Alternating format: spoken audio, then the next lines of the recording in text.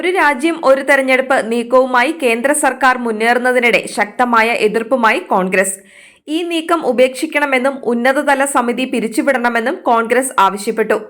രാജ്യസഭാ പ്രതിപക്ഷ നേതാവ് മല്ലികാർജുൻ ഖാർഗെ ഇക്കാര്യത്തിൽ പാർട്ടി നിലപാട് വ്യക്തമാക്കി ഉന്നതതല സമിതിക്ക് കത്ത് നൽകി.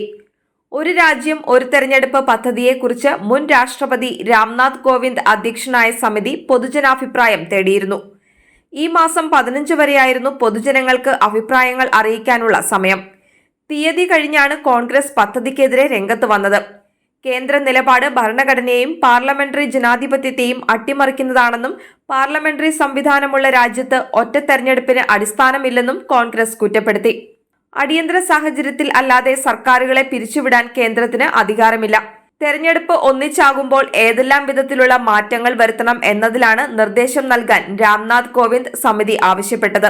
തദ്ദേശ തെരഞ്ഞെടുപ്പ് മുതൽ ലോക്സഭാ തെരഞ്ഞെടുപ്പ് വരെ ഒരുമിച്ച് നടത്താനാണ് നിലവിലെ ആലോചന. പ്രതിപക്ഷം എതിർക്കുമ്പോഴും പദ്ധതിയുമായി മുന്നോട്ടു പോകാനാണ് സർക്കാർ നീക്കമെന്നതിന്റെ സൂചനയായി സമിതി നടപടികൾ വിലയിരുത്തപ്പെട്ടിരുന്നു. കോൺഗ്രസ് പ്രതിനിധിയെ സമിതിയിൽ ഉൾപ്പെടുത്തിയെങ്കിലും ബഹിഷ്കരിച്ചു.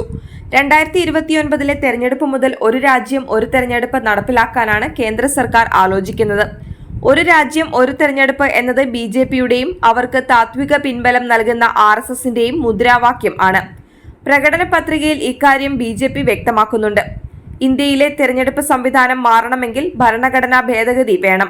രാജ്യത്തെ നിയമസഭകളിൽ 2/3 ഇതിനെ അനുകൂലിച്ച് പ്രമേയം പാസാക്കുകയും വേണം. കേന്ദ്രത്തിൽ ഒരു തവണ കൂടി അധികാരത്തിലെത്തിയാൽ ഭരണഘടനാ ഭേദഗതി BJPക്ക് എളുപ്പമാകുമെന്ന് പാർട്ടി വിലയിരുത്തുന്നു.